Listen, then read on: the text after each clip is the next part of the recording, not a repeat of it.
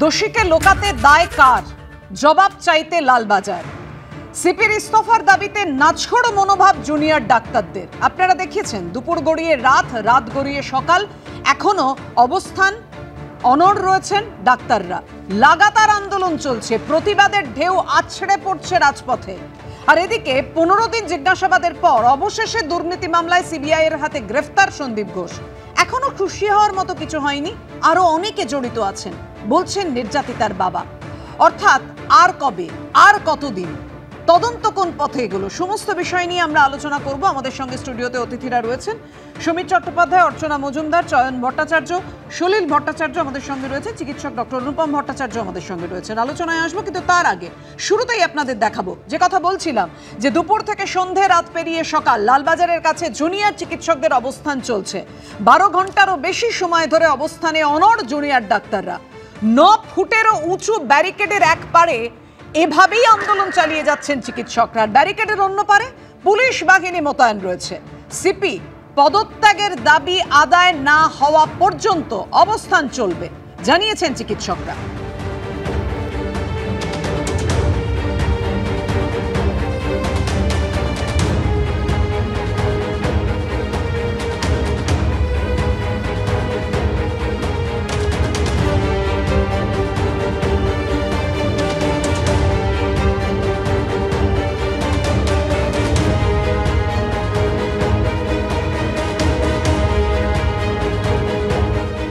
এখনো যতক্ষণ না সিপি আসছে ততক্ষণ আমরা এখানে অবস্থান বিক্ষোভ কন্টিনিউ চলবে।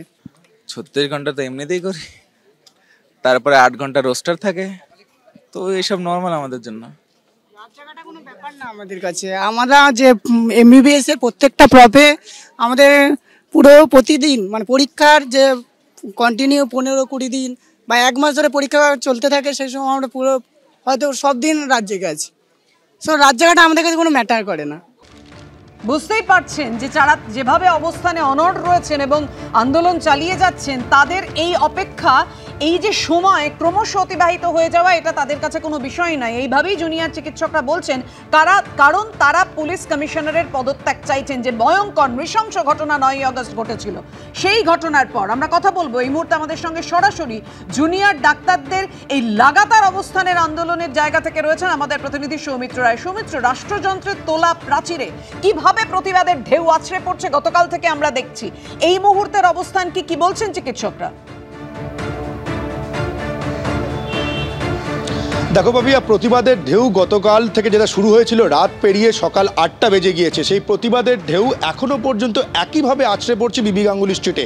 বলা যায় যে বিবি গাঙ্গুলি স্ট্রিটে অ্যাপ্রন বনাম উর্দির ধৈর্যের লড়াই, অ্যাপ্রন বনাম উর্দির স্নায়ুর লড়াই। তুমি দেখো যে ব্যারিকেড করে দেওয়া হয়েছে, ব্যারিকেডের একদিকে পুলিশ কর্মীরা, তারা গতকাল থেকে সারা রাত ধরে ঠিক এভাবেই এখানে মোতায়েন রয়েছে, এবং তার পেছন দিকে দেখতে পাওয়া যাচ্ছে সেই লৌহ কপাট, একেবারে 1.5 মানুষ সমান 9 ফুট সেই লৌহ কপাট, তার সামনে পুলিশ কর্মী, একাধিক পুলিশ কর্মী, প্রচুর পুলিশ কর্মী এখানে মোতায়েন রয়েছে ব্যারিকেডের অন্য প্রান্তে।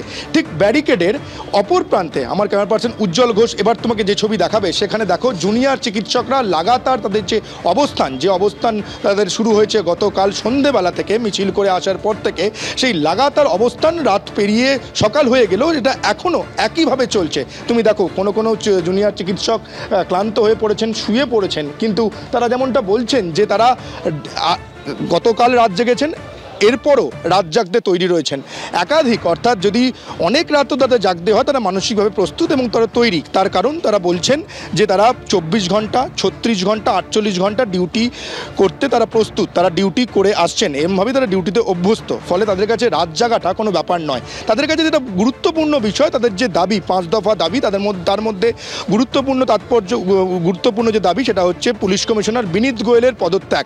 যতক্ষণ পর্যন্ত তাদের এই দাবি আদায় হবে, ততক্ষণ পর্যন্তই তারা এই বিবি গাঙ্গুলি স্ট্রিটের ওপর লাগাতার অবস্থান বিক্ষোভ করবেন। এই মুহূর্তে সংখ্যাটা কিছুটা কমে গেলেও কিন্তু তারা বলছেন যত দিন গড়াবে, যত দিন এগিয়ে যাবে, সংখ্যাটা আরও বাড়বে। আমরা গতকাল রাত্রিবেলা যেটা দেখেছি পাপিয়া, যে ছবিটা, মধ্যরাত পেরিয়ে 2, 3টে, ভোরবেলা 4টের সময় যে ছবিটা বিবি গাঙ্গুলি স্ট্রিটের ওপর ছিল, দেখে সেটা বোঝার উপায় ছিল না যে সেটা মধ্যরাত কিংবা ভোরবেলা। দেখে মনে হচ্ছিল যেন সেটা সন্ধেবেলা, কারণ একেবারে গানে গানে প্রতিবাদ, স্লোগান শাউটিংয়ে প্রতিবাদ, যেভাবে বিভিন্ন রকমভাবে তারা এই যে প্রতিবাদের ঝড় আছড়ে পড়েছিল এই বিবি গাঙ্গুলি স্ট্রিটের ওপর। আমি এখানে দেখতে পাচ্ছ তুমি জুনিয়র চিকিৎসক তারা এখানে বসে রয়েছেন এবং আমরা দেখেছি যে চিকিৎসকদের সঙ্গে সাধারণ মানুষও তাদের এই যে অবস্থান বিক্ষোভ বা আন্দোলনে সামিল হয়েছেন। আমি একজন জুনিয়র চিকিৎসকের সঙ্গে কথা বলে নেবো। ম্যাডাম, রাত জেগেছেন, আপনাদের কাছে রাত জাগা আপনারা বলছেন অভ্যেসে পরিণত হচ্ছে, আপনারা 24 ঘন্টা 36 ঘন্টা ডিউটি করেন বলছেন, একটা রাত জাগলেন বিবি গাঙ্গুলি স্ট্রিটের ওপর, রাস্তায় রাত জাগলেন, আর কতক্ষণ? ব্যাপারটা হচ্ছে যে আমরা তো চিকিৎসক সমাজ, আমাদের কাছে কিন্তু কোনো টাইমের পেশেন্টসের বাদ বলে কিছু হয় না। অনেক ধরনের ট্রাইং টাইমসের মধ্যে দিয়ে আমরা যাই। পেশেন্টসদের ট্রিট করার সময়, চিকিৎসা আমাদের করার সময় আমাদেরকে দেখতে হয়।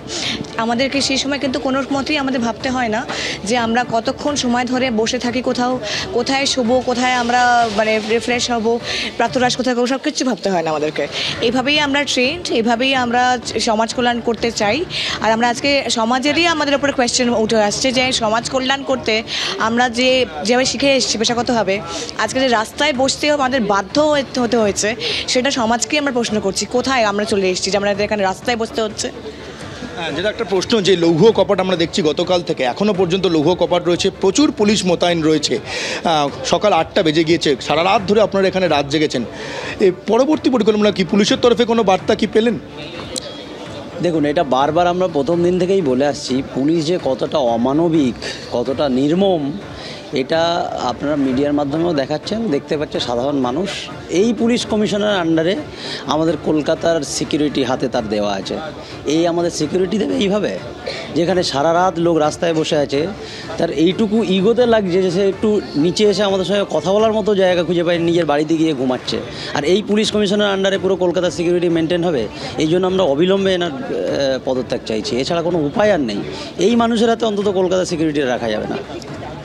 বাবা, তুমি শুনতেই পেলে চিকিৎসকরা তারা যেমনটা বলছেন যে এই যে ধৈর্যের যে লড়াই, তাদের কাছে ধৈর্য ধরা, যে কথা তারা বলছেন, যে প্রতিবাদ তারা প্রথম থেকে জানিয়ে আসছেন এবং আজকে তারা গতকাল থেকেই এবং এখনো পর্যন্ত তারা তাদের অবস্থানে অনড়, একেবারে নাছোড় মনোভাব চিকিৎসকদের। তুমি আমাদের সঙ্গে থাকো, প্রতি মুহূর্তের আপডেট তোমার কাছ থেকে নিতে থাকবো। অবশ্যই পুলিশ কমিশনারের পদত্যাগের দাবি তারা তুলেছেন। এই মুহূর্তে বিরোধীদের কি বক্তব্য রাখবো আপনাদের সামনে।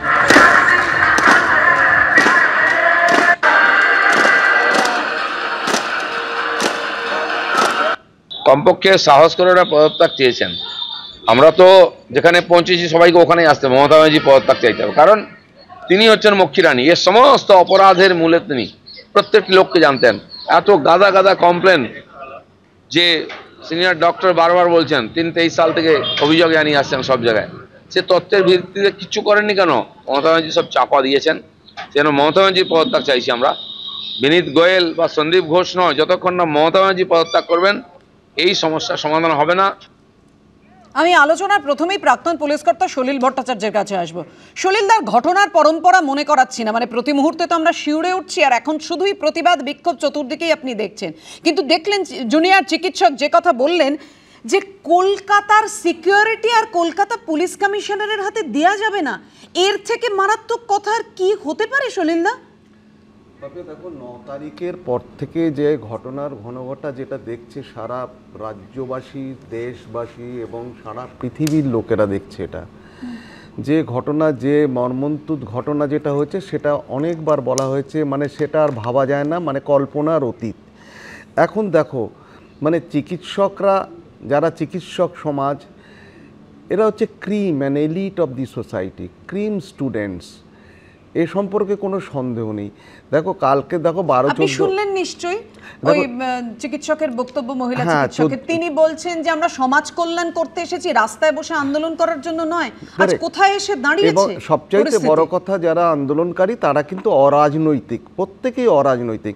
অ্যাট দ্য সেম টাইম আমি যেটা বলতে চাই যে যারা চিকিৎসক, যারা মানুষের কাছে যারা ঈশ্বর এবং ভগবান হিসেবে পূজিত হন, তাদেরকে আমি একটাই কথা বলতে চাই, দেখো, police force uniform service subjected to subordination under home ministry. কিন্তু এখন একটা কথা আমি খালি বলতে চাই, দেখো, জিদাজিদি বা ইগো যে যে দুপক্ষেরই যেটা হয়েছে, আমার মনে হয় আজকে কোন পথে গড়াচ্ছে বলে আপনার মনে হয়? আমার মনে হচ্ছে, দেখো, এখন this is a high time that it is under the bureaucracy of home ministry. এখন হোম মিনিস্টার সার্টেনলি আমার মনে হয় ফ্রম দ্য এইচএস হোক, হোম সেক্রেটারি হোক বা দ্য হায়েস্ট ব্যুরোক্র্যাট কেউ হোক, somebody should negotiate and sort out the issue. কারণ এই অবস্থাটা চলতে পারে না। আজকে ধরো আজকে পুরো সারাদিনে ওয়ার্কিং ডেজ। হ্যাঁ, তার আগে আপনারা জানেন যে কথা, গতকাল একেবারে সন্ধ্যেবেলায় 15 দিন টানা জিজ্ঞাসাবাদের পর সন্দীপ ঘোষকে গ্রেফতার করলো সিবিআই। আরজি কর মেডিকেলের প্রাক্তন অধ্যক্ষ সন্দীপ ঘোষ সহ 4 জনকে গ্রেফতার করে সিবিআই চিকিৎসক ধর্ষণ খুনের 26 দিনের মাথায়, কিন্তু আর্থিক দুর্নীতির মামলায়। সরাসরি এই মুহূর্তে নিজাম প্যালেস থেকে রয়েছেন আমাদের প্রতিনিধি প্রকাশ সিনহা। প্রকাশের কাছে চলে যাব। প্রকাশ, কি আপডেট এই মুহূর্তে? দেখো, তোমাকে বলে দিই যেটা সিবিআই সূত্রের খবর, আজকে বেলা 12টার পর সন্দীপ ঘোষ এবং বাকি 3 জন, যাদের নাম বিপ্লব সিংহ, সুমন হাজরা এবং আফসার আলী, তার মধ্যে 2 জন ভেন্ডার, বিপ্লব ঘোষ এবং সুমন হাজরা, এবং আফসার আলী হচ্ছেন সন্দীপ ঘোষের অ্যাডিশনাল সিকিউরিটি, অর্থাৎ তিনি কিন্তু নিরাপত্তা রক্ষী ছিলেন। এই 4 জনকে বেলা 12টার পর বার করা হবে এবং তাদের আলিপুরের যে সিবিআই স্পেশাল কোর্ট সেখানে তোলা হবে এবং তাদের প্রত্যেককে রিমান্ডে নেওয়ার আবেদন আজকে সিবিআই তরফে জানানো হবে। গত 24 তারিখ তোমার মনে থাকবে হাইকোর্টের নির্দেশে সিবিআই এফআইআর করে গত 9 দিন ধরে আমরা দেখেছি বারবার সিবিআই এর আধিকারিকরা পৌঁছে গেছিলেন আরজি কর হাসপাতালে। সেখানে গিয়ে তারা তদন্ত চালান, একাধিক ব্যক্তিদের ডাকা হয়, তাদের বয়ান রেকর্ড করা হয়। অর্থাৎ প্রথম 9টা দিন তারা কিন্তু সাক্ষ্য অর্থাৎ তথ্য প্রমাণ সংগ্রহ করেছেন এবং গতকাল সকালবেলা তারা কিন্তু সিদ্ধান্ত নেন যে সন্দীপ ঘোষকে নোটিশ পাঠাতে হবে। ততক্ষণেই তারা খবর পান যে সন্দীপ ঘোষ সিজিও কমপ্লেক্সের অন্য একটি মামলা, অর্থাৎ যে দ্বিতীয় মামলা তদন্ত করছে সিবিআই গোয়েন্দারা, খুনের এবং ধর্ষণের মামলা, তারা সন্দীপ ঘোষ সিজিও কমপ্লেক্সের স্পেশাল ক্রাইম ব্রাঞ্চে রয়েছেন। সেই সময় কিন্তু নিজাম প্যালেস থেকে সিবিআই টিম বেরিয়ে যায় এবং সেখানে গিয়ে প্রথম 2 ঘন্টা সন্দীপ ঘোষকে জিজ্ঞাসাবাদ করা হয় এবং তারপরেই কিন্তু সিদ্ধান্ত নেওয়া হয় যেহেতু তিনি কোঅপারেট করছেন না, তিনি তথ্য প্রমাণ দেখার পরেও কিন্তু এড়িয়ে যাচ্ছেন প্রশ্ন, তাই তাকে নিজাম প্যালেসে নিয়ে আসা হয় এবং গতকাল রাতে তাকে গ্রেপ্তার করা হয়েছে। এবার তুমি জানো একাধিক অভিযোগ রয়েছে। তুমি জানো মূলত আফসার আলী, যিনি কিন্তু নিরাপত্তা রক্ষী, তার বিরুদ্ধে মূলত অভিযোগ রয়েছিল যেটা যে বেআইনিভাবে বিপজ্জনক যে বায়োকেমিক্যাল সেটা কিন্তু বাজারে বিক্রি করা হতো এবং পুরোটাই কিন্তু আফসার আলীর মাধ্যমেই করা হতো। একাধিক অভিযোগ রয়েছে, প্রায় 14 দফার একটা অভিযোগপত্র তুমি জানো যে রিট পিটিশনের কপি হাইকোর্টে জমা পড়েছিল, সেখানে কিন্তু পয়েন্ট ওয়াইজ 14টা অভিযোগ জমা দেওয়া হয়েছে, যেখানে কিন্তু টেন্ডার পাইয়ে দেওয়া, প্রাইভেট কোম্পানিদের টেন্ডার পাইয়ে দেওয়া, সরকারি নিয়ম না মেনে হাসপাতাল চত্বরের ভেতরে পার্কিং থেকে শুরু করে ক্যাফেটেরিয়া থেকে শুরু করে রেস্টুরেন্ট, এমনকি সেখানে যে পাবলিক টয়লেট রয়েছে তার টেন্ডার পাইয়ে দেওয়া, বিল পাস করিয়ে দেওয়া, বেআইনিভাবে বিল পাস করিয়ে দেওয়া, একাধিক অভিযোগ রয়েছে এবং সেই সমস্ত অভিযোগ সামনে রেখেই কিন্তু গত 9 দিন সিবিআই এর অ্যান্টি কারাপশন ব্রাঞ্চের আধিকারিকরা তদন্ত করেন। সেই তথ্য প্রমাণ সংগ্রহ করা হয় এবং গতকাল আমরা দেখলাম সন্দীপ ঘোষ এবং বাকি 3 জন অর্থাৎ মোট 4 জনকে গ্রেপ্তার করা হয়েছে। তাদের রিমান্ডে নেওয়া হবে এবং তাদের জিজ্ঞাসাবাদ করে এই গোটা দুর্নীতির সঙ্গে আরো কারা কারা যুক্ত রয়েছে, কারা হেল্প করেছে সেটা কিন্তু খুঁজে বার করার চেষ্টা করবেন সিবিআই এর গোয়েন্দারা। অবশ্যই আমাদের সেদিকে নজর থাকবে। ধন্যবাদ তোমায় এই মুহূর্তে প্রকাশ। আমি এখানেই সমীরদার কাছে আসবো। সমীরদা, নিশ্চয়ই আপনি নির্যাতিতার বাবার বক্তব্য শুনেছেন। আপনার আমাদের অত্যন্ত দুর্ভাগ্যজনক বারবার এই কথাগুলো বলতে হচ্ছে। তিনি বলছেন যে এখনো খুশি হওয়ার মতো কিছু হয়নি, আরো অনেক কিছু আছে। প্রশ্নটা তো এখানেই যে সন্দীপ ঘোষকে নিয়ে বারবার প্রশ্ন উঠছে। নিশ্চয়ই আপনি সিবিআই তদন্ত করছেন মতো অসার যুক্তি দেবেন, সিবিআই গ্রেফতার করেছে, কিন্তু 4 দিন তো আপনারা সময় পেলেন, মানে প্রশাসন সময় পেল, সরকার সময় পেল, কি করছিল? দেখুন, আরজি করের ঘটনা, ধর্ষণ এবং খুন মর্মান্তিক ঘটনা এবং পাশবিক ঘটনা। এতে আমরা সবাই যারা স্টুডিও এবং নাগরিক সমাজ থেকে গোটা রাজ্যে যে আন্দোলন হচ্ছে, এই আন্দোলনকে আমরা অস্বীকার করছি না, কিন্তু মাথায় রাখতে হবে 9 তারিখ রাত্রি 8টার সময় 8 তারিখ যখন ঘটনাটা ঘটে, 9 তারিখ যখন সামনে এলো তখন মুখ্যমন্ত্রী ঝাড়গ্রাম সফর করে ফিরছেন এবং মুখ্যমন্ত্রী খবর পাওয়ার সাথে সাথে আপনারা খবর রাখবেন যে মুখ্যমন্ত্রী নিজে তার বাবা মার সাথে দেখা করতে যান। একজন মুখ্যমন্ত্রী, একটা ঘটনা ঘটে গেছে, তার সাথে সাথে একদিকে তদন্ত এবং এই যে 4 দিনের কথা বললেন, এই কলকাতা পুলিশই কিন্তু ধর্ষককে অ্যারেস্ট করেছে এবং ঘটনাটা যত দীর্ঘায়িত হচ্ছে সন্দীপ ঘোষের নাম সামনে এসছে। সামনে এলেও আজকে দুর্নীতির কথাও সামনে এসছে।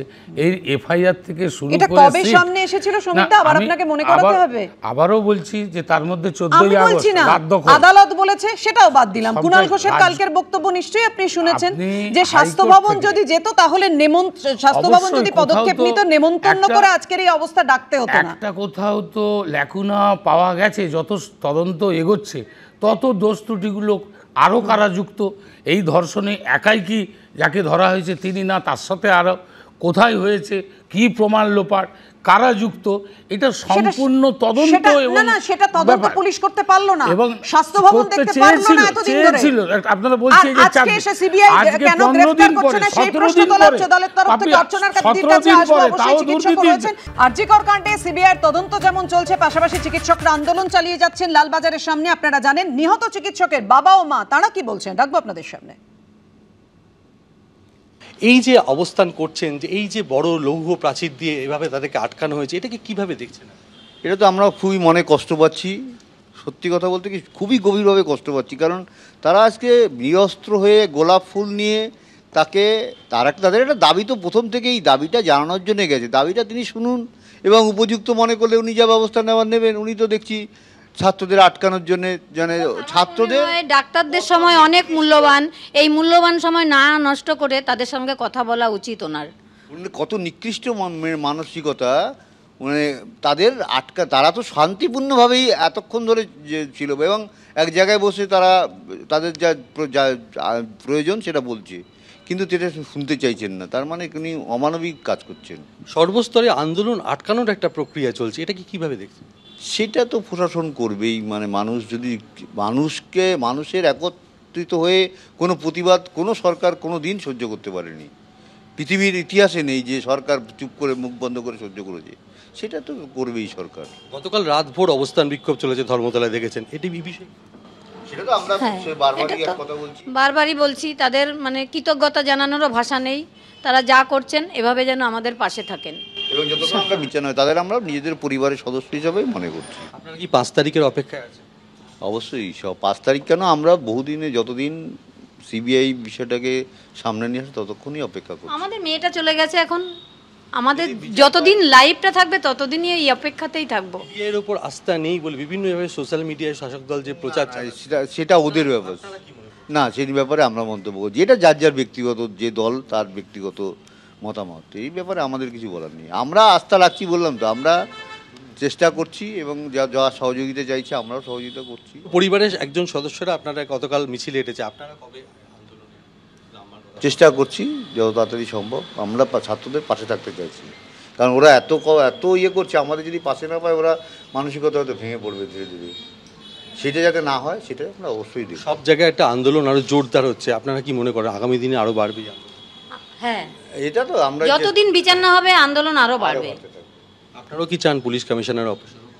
না, সেটা আমরা সরাসরি বলতে পারি না, কারণ উনি আমাদের প্রশাসক, আমরা সেটা বলতে পারি না, সেই ক্ষমতা। তবে আমরা চাই যে পুলিশ প্রশাসন যেন যাতে স্বচ্ছ, বিপদে বলে প্রথম পুলিশের কাছেই যাবে, সুতরাং পুলিশ স্বচ্ছভাবে সব কাজ করুক। আমরা এটা তো আমাদের একটা দাবি থাকতেই পারে। আপনারা শুনলেন নির্যাতিতার বাবা মা তারা সর্বতোভাবে চিকিৎসকদের আন্দোলনের পাশে আছেন। আমি ডক্টর ভট্টাচার্যর কাছে আসবো। ডক্টর অনুপম ভট্টাচার্য, আপনারা আপনাদের আন্দোলন কিভাবে চালিয়ে নিয়ে যাবেন? আপনারা শিরদাঁড়া লাল গোলাপ হাতে নিয়ে আন্দোলন শুরু করেছেন, আর সেখানে ওই রকম লৌহ কপাট। আমি শুনছিলাম একজন পুলিশ বলছিলেন আপনাদের তো মরাল ভিক্টরি আছে, কি কথা হলো কালকে এসএসপির সঙ্গে? দেখুন, এখানে যেটা বলতে চাইছি যে আমাদের মূল দাবি কিন্তু 5টি। এই মূল দাবির কিন্তু তেমনভাবে একটিও পূরণ হয়নি, রাজ্য সরকার কিন্তু পূরণ করেনি। এই দাবিগুলোর মধ্যে সিপির অপসারণ, ডক্টর সন্দীপ ঘোষকে সাসপেনশন, এবং হচ্ছে যে মূল দোষী, যেটা মেন দাবি, মূল দোষীকে ধরতে হবে। এছাড়া কলেজে ডেমোক্রেসি এনভায়রনমেন্ট একটু থাকতে হবে। তো এখন হচ্ছে যে অ্যারেস্টটা হয়েছে এটা কিন্তু দুর্নীতি মামলাতে, তো সেই কারণের জন্যে এখনও কিন্তু আমাদের আন্দোলন চলবে এবং চলতেই থাকবে। এই সিপির যেটা আমরা এখানে গেলাম কেন এটা বলতে চাইছি, যে সিপিরকে পদত্যাগ চাইছি, এটাকে সামনে শুরুতেই কিন্তু আমরা করিনি। যখন প্রমাণিত হলো, প্রমাণ লোপাটের চেষ্টা হয়েছে, তখনই কিন্তু আমরা এটা এনেছি।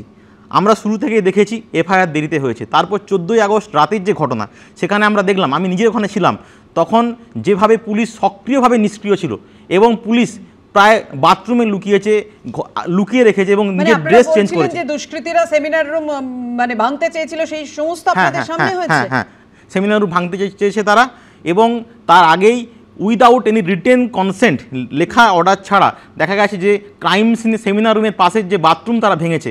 ফলে একের পর এক প্রমাণ লোপাটের চেষ্টা এবং এফআইআর দেরিতে করা, এবং যখন ঘটনা ঘটছে যখনও পর্যন্ত সুরতহাল পোস্টমর্টেম হয়নি, আমি তখনও দেখেছি যে পুলিশ বারবার কিন্তু পুলিশ কিন্তু বারবার সেখানে বাবা মাকে আলাদা করে রেখেছে, আমাদের সঙ্গে কথা বলতে দেয়নি, এবং হচ্ছে আপনারা কথা বলতে চেয়েছিলেন, আমরা চেয়েছিলাম যে ওনারা কথা বলতে দেওয়া হয়নি। ফলে এবং যখন হচ্ছে ডেড বডিকে বের করে দেওয়া হচ্ছিল তখন আমরা প্রোটেস্ট করেছিলাম যে যেন এটা থাকে, কিন্তু দেখলাম যে আমাদেরকে প্রায় ধাক্কা দিয়ে সরিয়ে দিয়ে পুলিশ কিন্তু গাড়ি নিয়ে প্রায় বেরিয়ে গেল, এবং আমরা যে বলবো মানে তার গার্জেনদের এটা রাখা উচিত সেই কথা বলার সুযোগ কিন্তু আমরা পাইনি। ফলে আমরা দেখেছি পুলিশের proactive movement to break down the movement, এবং হচ্ছে যখন আমরা কখনো কথা বলতে গেছি তখন কিন্তু পুলিশের থেকে রেসপন্স পাইনি। এই সবের জন্যই কিন্তু আমাদের কালকে লালবাজার যাওয়া, এবং সেখানে গিয়েও দেখলাম যে তারা কিন্তু এসে কথা বলতে সম্মত হলেন না। ফলে এই মুহূর্তে লালবাজারে যে আমাদের অবস্থান চলছে, আপাতত চলবে, আমাদের দাবি কিন্তু সিপিকে এসে কথা বলতে হবে, এটাই আমাদের এখানে মেন দাবি। অর্থাৎ মারাত্মক অভিযোগ করছে না।